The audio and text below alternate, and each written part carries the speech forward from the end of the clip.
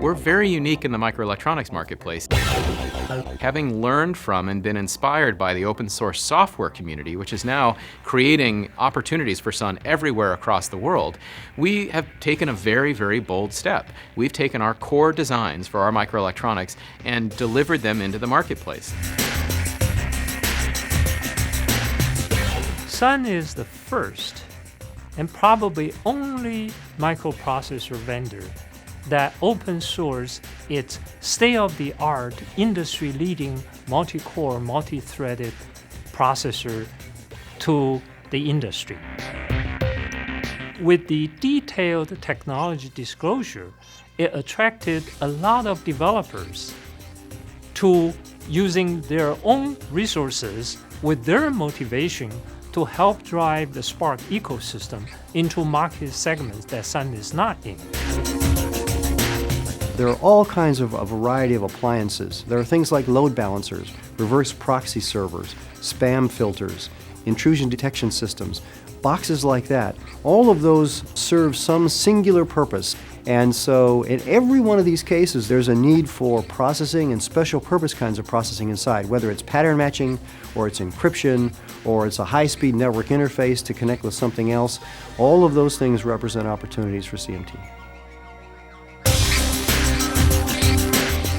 CMT stands for chip multi-threading, and in our case we're talking about multiple cores, each core supporting multiple threads. Threading is essentially running multiple processes upon a single core.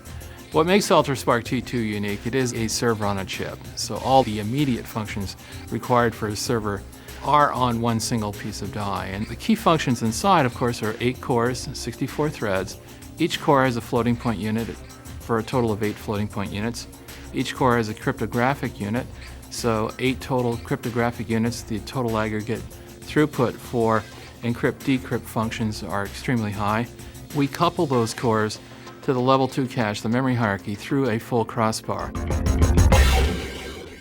Sun's multi-core, multi-thread Spark CMT technology is optimized for throughput.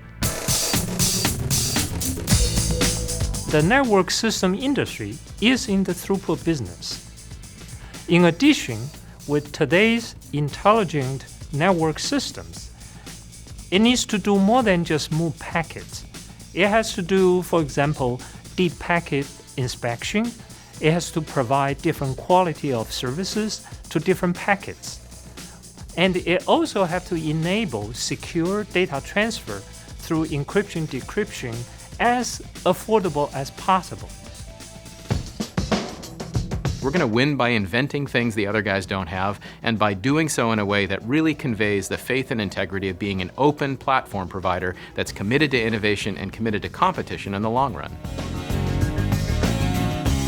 Our microelectronics are not simply for Sun systems. We're open to selling them to our competitors, to our peers, to networking companies, server companies, desktop companies, anybody who believes that our core innovations can really help propel their business.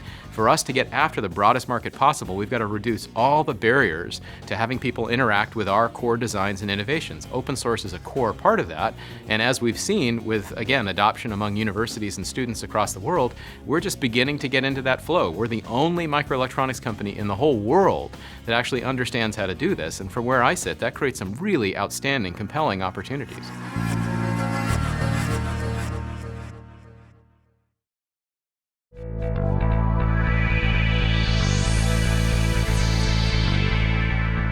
What makes UltraSpark T2 unique, it is a server on a chip. So all the functions, all the immediate functions required for a server are on one single piece of die. And the notion there is to get everything that is critical and from a memory perspective as close to memory as possible. Typically you'll have a NIC hanging off a PCI Express somewhere in a chip. What they'll have is a proprietary interface to a bridge chip to a NIC, and that sort of level of hierarchy. We bypassed all that middleman and put the NIU directly in the chip with direct access to and from memory. There are 2 10 gigabit Ethernet ports, and the goal was to achieve line speed with min-size packets. That is, 10 gigabit performance with as minimal size packet as possible.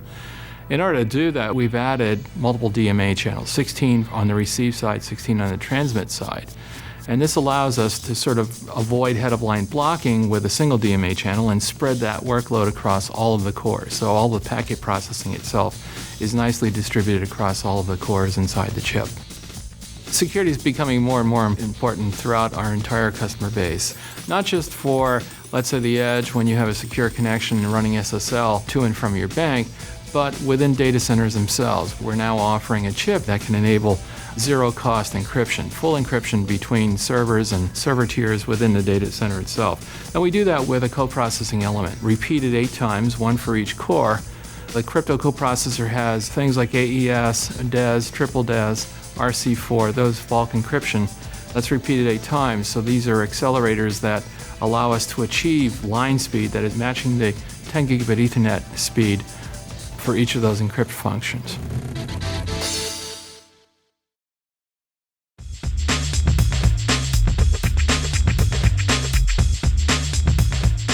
If you look at many of the networking systems and appliances and other kinds of equipment that's sold in IT centers today, more often than not, what you really find is a hybrid system that uses general purpose processors and some very special purpose things for things like encryption or floating point acceleration or something like that.